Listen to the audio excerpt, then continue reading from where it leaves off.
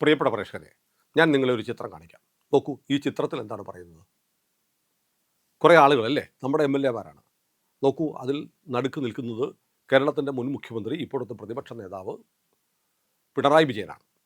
പിണറായി വിജയനും MLA മാരും നിയമസഭയിൽ നിന്ന് വാക്കൗട്ട് നടത്തി നിയമസഭാ മന്ദിരത്തിൻ്റെ മുന്നിലെ പടിക്കെട്ടുകൾ ഇറങ്ങി വരുന്നു. നിങ്ങൾ എണ്ണീട്ടുണ്ടോ? നിങ്ങൾ കണ്ടിട്ടുണ്ടോ ആ പടിക്കെട്ടുകൾ? എത്ര പടിക്കെട്ടുകൾ ഉണ്ടെന്നറിയാമോ? 30 എണ്ണം.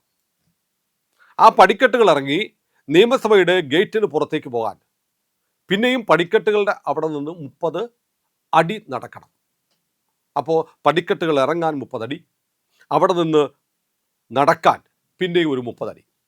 നമ്മൾ പിണറായി വിജയൻ്റെ ആരോഗ്യത്തെക്കുറിച്ച് കേട്ടത് എന്താണെന്നറിയോ? മുമ്പ് പിണറായിക്ക് പ്രായമായി, ചികിത്സയിലാണ്. അമേരിക്കയിൽ പോയി മയോ ക്ലിനിക്കിലൊക്കെ പോയി ചികിത്സ ചെയ്യുന്നുണ്ട്. അദ്ദേഹത്തിന് ക്യാൻസർ ആയിരുന്നു എന്ന് അദ്ദേഹത്തിൻ്റെ പാർട്ടി പ്രവർത്തകനായ ഒരാൾ, പത്രാധിപരായുള്ള ഓപ്പൺ മാസിക, തെരഞ്ഞെടുപ്പിന് തൊട്ട് മുമ്പ് ലേഖനം പ്രസിദ്ധീകരിച്ചിരുന്നു. അദ്ദേഹത്തിന് പാൻക്രിയാസിന് ക്യാൻസർ ആയിരുന്നു. മയോ ക്ലിനിക്കിലെ ചികിത്സ കൊണ്ട് അത് സമ്പൂർണ്ണമായി ഭേദമായിരിക്കുന്നു. അതുകൊണ്ട് ഇനി ഒരു തവണ കൂടി, 3-ാം തവണ കൂടി കേരളം മുടിക്കാൻ വേണ്ടി മുഖ്യമന്ത്രിയാവുന്നതിന് അദ്ദേഹത്തിന് ഒരു കുഴപ്പമില്ല എന്നൊക്കെ പറഞ്ഞാണ് പാർട്ടിയുടെ വളരെ വേണ്ടപ്പെട്ട ആൾ, പത്രാധിപരായിട്ടുള്ള ഓപ്പൺ എന്ന് പറയുന്ന ഇംഗ്ലീഷ് മാസികയിൽ ഒരു ലേഖനം വന്നത്. പിണറായി വിജയൻ്റെ ആരോഗ്യ പ്രശ്നം എന്താണ് എന്ന് വിവരാവകാശം വെച്ചൊക്കെ അപേക്ഷ കൊടുത്തിട്ടും അത് രോഗം എന്ന് പറയുന്ന ഒരാളുടെ സ്വകാര്യതയാണ്. പൈസ മുടക്കുന്നത് നമ്മളാണെങ്കിൽ പോലും രോഗിയുടെ സ്വകാര്യത ആയതുകൊണ്ട് അത് പറയാൻ പാടില്ല എന്നാണ് വിവരാവകാശ പ്രകാരമുള്ള മറുപടിയൊക്കെ കിട്ടിയത്. അതവിടെ നിൽക്കട്ടെ. അപ്പോൾ അക്കാലത്ത് പറഞ്ഞിരുന്നത് പിണറായിയുടെ ആരോഗ്യം വളരെ മോശമാണ്, അദ്ദേഹത്തിന് അധികം നടക്കാനൊന്നും വയ്യ. അതുകൊണ്ട് അദ്ദേഹം എന്ത് ചെയ്തു? അദ്ദേഹത്തിന് ഒറ്റ നില വീടാണ്, ഒരു നില മാത്രമേ ഉള്ളൂ. അതുകൊണ്ട് 1-ാമത്തെ നിലയിൽ നിന്ന് 2-ാമത്തെ നിലയിലേക്ക് കയറാൻ ലിഫ്റ്റ് വെച്ചു. നോക്കൂ, നിയമസഭാ മന്ദിരത്തിന് മുന്നിലുള്ള 30 പടിക്കെട്ടുകൾ ഇറങ്ങി 30 അടി നടന്ന് കാറിൽ കയറാൻ ഒരു കുരുവുമില്ലാത്ത, ഇപ്പോഴൊരു കുരുവുമില്ലാത്ത പിണറായി വിജയന് സ്വന്തം വീട്ടിലെ മുഖ്യമന്ത്രിയുടെ ഔദ്യോഗിക വസതിയിലെ താഴത്തെ നിലയിൽ നിന്ന് മുകളിലത്തെ നിലയിലേക്ക് കയറണമെങ്കിൽ ലിഫ്റ്റ് വേണം. മനസ്സിലായില്ല? 30 ലക്ഷം രൂപയാണ് അത്ര അതിനുവേണ്ടി മുടക്കിയത്. പിന്നെ പിണറായി തമ്പുരാൻ തൻ്റെ മന്ത്രിമാരുമായി എഴുന്നള്ളി, ജോത്സ്യം പറഞ്ഞ പ്രകാരമാണ്, നിങ്ങൾ കേരളത്തിൽ മുഴുവൻ സഞ്ചരിച്ച് ജനങ്ങളുമായിട്ട് നേരിട്ട് നിങ്ങളുടെ രാജ്യസഭ മുഴുവൻ സഞ്ചരിക്കണം. രാജാവിന് അകാല മൃത്യുവിൻ്റെ ഭീഷണി ഉണ്ടായാൽ അത് മാറിക്കിട്ടാൻ ജനങ്ങളിലേക്ക് മുഴുവൻ തൻ്റെ ദോഷങ്ങൾ പകർന്നു കൊടുക്കാൻ, കാരണം ജനങ്ങൾ കോടിക്കണക്കിനുണ്ടല്ലോ, ഒരാളുടെ നേരെ ഫോക്കസ് ചെയ്ത് വരുന്ന ദോഷങ്ങൾ മുഴുവൻ ജനങ്ങൾക്ക് പകർന്നു കൊടുത്താൽ അതില്ലാണ്ടായി മാറും. അതുകൊണ്ട് ജ്യോതിഷ വിധി പ്രകാരമാണ് ഒരു ബസ്സിൽ തൻ്റെ മുഴുവൻ മന്ത്രിസഭയുമായി കേരളത്തിൽ മുഴുവൻ സഞ്ചരിച്ചത്. ഒരു ബസ്സിലേക്ക് കയറാൻ 3 അടി, അല്ലേ? ഫുട്ബോളിന് 3 ചുവടുകൾ ആണ് ഉണ്ടാവുക. ഈ 3 അടി നടക്കാൻ വയ്യാത്തത് കൊണ്ട് ആ നവകേരള യാത്രയുടെ ബസ്സിലേക്ക് ലിഫ്റ്റ് വെച്ചു. ഓർക്കണം, 10 ലക്ഷം രൂപ. അതിന് 10 ലക്ഷം രൂപയുടെ ലിഫ്റ്റ് വെച്ചു ബസ്സിൽ കയറാൻ 3 അടി നടക്കാൻ വയ്യാത്ത ആൾക്ക്. എന്നിട്ട് ബാലനെ പോലെ ആളുകൾ പറഞ്ഞു, പിണറായി തമ്പുരാന്റെ പൃഷ്ഠം അമർന്നത് കൊണ്ട് പവിത്രമായി മാറിയ ഈ ബസ് ചരിത്രത്തിൻ്റെ ശേഷിപ്പായി മാറും. ആളുകളിങ്ങനെ ഇവിടെയാണ് പിണറായിയുടെ പിൻഭാഗം അമർന്നത് എന്ന് വന്ന് കാണാനും തൊടാനും ആളുകൾ, അന്തം കമ്പികൾ ഇങ്ങനെ ക്യൂ നിൽക്കുമെന്നൊക്കെ പറഞ്ഞ കാലം എന്തൊരു അശ്ലീലമായിരുന്നു. നമ്മൾ ഓർക്കുന്നില്ല. ഇപ്പോൾ ആ വണ്ടി എവിടെയാണ്? എവിടെയോ ഏതോ കട്ടപ്പുറത്തിരിപ്പുണ്ട്, ഒരു പട്ടിക്കും വേണ്ടാന്ന്. ഈ പറഞ്ഞ ആളുകളുടെ പൃഷ്ഠം അമർന്നത് കൊണ്ടാണോ എന്നറിയില്ല. KSRTC അത് ട്രിപ്പ് ഓടിക്കാൻ ശ്രമിച്ചിട്ട് പോലും ഒരു മനുഷ്യനും അതിനകത്ത് കയറിയില്ല. ചില പൃഷ്ഠങ്ങൾ അമർന്ന സ്ഥലത്ത് ഇരിക്കുക എന്ന് പറഞ്ഞാൽ ആളുകൾക്ക് കുഷ്ഠരോഗം വന്ന ആളുകളെ കാണുന്നതിനേക്കാളും അറപ്പുളവാക്കുന്നത് സ്വാഭാവികമാണ്. ഏതായാലും അത് കഴിഞ്ഞു.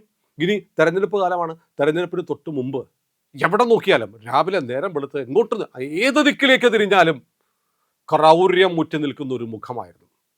ഞാനല്ലാതെ മറ്റാരുണ്ട്, നിങ്ങളെ റെഡിയാക്കി എടുക്കാൻ ഞാനല്ലാതെ മറ്റാരുണ്ട് എന്ന് പറഞ്ഞ് ഒരപ്പീലും ഉണ്ടാക്കാത്ത, ആളുകൾക്ക് അനിഷ്ടവും അശ്രീകരവും തോന്നുന്ന മുഖഭാവത്തോടെ കേരളത്തിൻ്റെ അന്നത്തെ മുഖ്യമന്ത്രിയുടെ ചിത്രം കേരളം മുഴുവൻ പതിപ്പിച്ചു. കേരളത്തിലെ മുഴുവൻ ബസ്സുകളിലും ഒട്ടിച്ചു, KSRTC ബസ്സുകളിൽ മുഴുവൻ ഒട്ടിച്ചു. പത്രം തുറന്നാൽ അത് ആ മുഖം, ചുറ്റും ഹോർഡിങ്ങുകൾ, 100 കണക്കിന് ഹോർഡിങ്ങുകൾ വെച്ചു. അതിന് ചിലവാക്കിയ പണം ആരുടെയാണെന്നറിയോ? പബ്ലിക് റിലേഷൻസ് ഡിപ്പാർട്ട്മെൻറ്റ് എന്ന് പറഞ്ഞാൽ PRD എന്ന് പറയുന്ന സർക്കാർ വകുപ്പിലെ പണം ഉപയോഗിച്ച് ഇത്രത്തോളം വലിയ തെരഞ്ഞെടുപ്പ് ക്യാമ്പയിൻ നടത്തിയ മറ്റൊരു സർക്കാരില്ല. പിണറായിയുടെ മോന്ത കാണിക്കാൻ വേണ്ടി എത്ര ചിലവായി എന്നറിയോ? കണക്ക് വന്നിട്ടുണ്ട്. 247 കോടി രൂപയാണ് PRD പിണറായി വിജയൻ്റെ തിരുമോന്ത കേരളത്തിൽ മുഴുവൻ കാണിക്കാൻ വേണ്ടി, ഒട്ടിച്ചു വെക്കാൻ വേണ്ടി ചിലവാക്കിയത്. അത് 247 കോടി രൂപ എന്ന് പറഞ്ഞാൽ വലിയ തുകയാണ്, നിങ്ങൾക്ക് മനസ്സിലാവില്ല. ഞാൻ വേറൊരു കണക്ക് പറയാം. 247 കോടി രൂപയുണ്ടായിരുന്നെങ്കിൽ 6175 പേർക്ക് വീട് വെച്ചു കൊടുക്കാമായിരുന്നു കേരളത്തിൽ വീടില്ലാതെ ലൈഫ് പദ്ധതിയിലൂടെയെങ്കിലും ഒരു വീട് കിട്ടാൻ, വെയിലും മഞ്ഞും കൊള്ളാതെ കഴിയാൻ, വെയിലും മഴയും കൊള്ളാതെ കഴിയാൻ, എന്തിന് അടച്ചുറപ്പുള്ള വീട്ടിൽ തൻ്റെ കുഞ്ഞുങ്ങളെ, പെൺമക്കളെ കാത്തു സൂക്ഷിക്കാൻ കാത്തിരിക്കുന്ന ലക്ഷക്കണക്കിന് ആളുകൾ കേരളത്തിലുണ്ട്. അവരിൽ ഏറ്റവും ചുരുങ്ങിയത് 6175 പേർക്ക് ഈ പണം ഉണ്ടായിരുന്നെങ്കിൽ വീട് വെച്ച് കൊടുക്കാമായിരുന്നു. ഇനി പിണറായി വിജയൻ വേറൊന്നാലോചിച്ചേ, ഈ 247 കോടി രൂപ മുടക്കി ഈ 6000-ലേറെ ആളുകൾക്ക് വീട് വെച്ച് കൊടുത്തിട്ട് അതിൻ്റെ ഒരു പത്രസമ്മേളനം നടത്തിയാൽ ഇതിനേക്കാൾ കൂടുതൽ വോട്ട് ചിലപ്പോൾ പിണറായി കിട്ടിയത്. അത് വലിയ ഇമ്പാക്റ്റാണ് ഉണ്ടാക്കുക. പക്ഷെ അതൊന്നുമല്ല, എൻ്റെ മോന്ത ഞാനാണല്ല, എൻ്റെ ഫിഗർ, എൻ്റെ മോന്ത ഇതെല്ലായിടത്തും കാണണം, ഞാനാണ് കേരളത്തിൻ്റെ രക്ഷകൻ, ഞാൻ അല്ലാതെ മറ്റാരുമില്ല എന്ന് ഭാവിച്ചിരുന്ന ആൾ. നോക്കൂ, ഇപ്പം പിണറായി വിജയന് 40 കാറുകളുടെ അകമ്പടി വേണ്ട. പുതിയ വാടക വീട്ടിൽ താമസിച്ചപ്പോൾ ലിഫ്റ്റ് വേണ്ട. ഇപ്പോൾ ഇനി അദ്ദേഹം വേണ്ടി വന്നാൽ KSRTC ബസ്സിലോ ഏതെങ്കിലും ബസ്സിലോ കയറേണ്ടി വന്നാൽ അതിൽ ലിഫ്റ്റ് വേണ്ട. ഇപ്പോൾ പിണറായിക്ക് ഒരു കുരുവില്ല, എല്ലാ കുരുവും മാറി. മുഖ്യമന്ത്രി ആയിരിക്കുമ്പോൾ ഇതെല്ലാം വേണം. വീട്ടിൽ പശുത്തൊഴുത്ത് വേണം, പശുക്കളെ പാട്ട് കേൾപ്പിക്കണം, നീന്തൽക്കുളം വേണം, കറുത്ത വണ്ടി വേണം. ഇപ്പോൾ വെളുത്ത വണ്ടിയിലാണ് പോണത്, കറുത്ത വണ്ടി വേണ്ട. ശനിദോഷം മാറാൻ വേണ്ടി കറുത്ത വണ്ടിയെ പോകണം എന്ന് പറഞ്ഞ ആളിപ്പോൾ പ്രതിപക്ഷ നേതാവിന് കൊടുത്തിരിക്കുന്ന വെള്ള വണ്ടിയെ സഞ്ചരിക്കുന്നു. 40 കാറില്ലാത്തതുകൊണ്ട് അദ്ദേഹത്തിന് ഭീകരർ പതിയിരുന്ന് ആക്രമിക്കുന്നില്ല.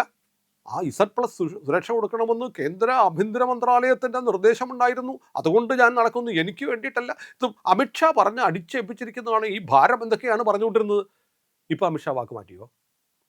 കേരളത്തിലെ ഈ കനൽത്തരി പാർട്ടിയുടെ മുഖ്യമന്ത്രിയെ ആരെന്ത് ചെയ്യാനാ? തക്കാളിപ്പെട്ടിക്ക് ഗോദറേജിൻ്റെ പൂട്ട് വെക്കണമെന്ന് സ്വയം തീരുമാനിച്ചിട്ട് ആളുകളുടെ മുന്നിൽ വലിയ തമ്പുരാനാണ്, എംബറർ വരുന്നത് പോലെയൊക്കെ നടക്കാൻ കാണിച്ചതല്ലേ.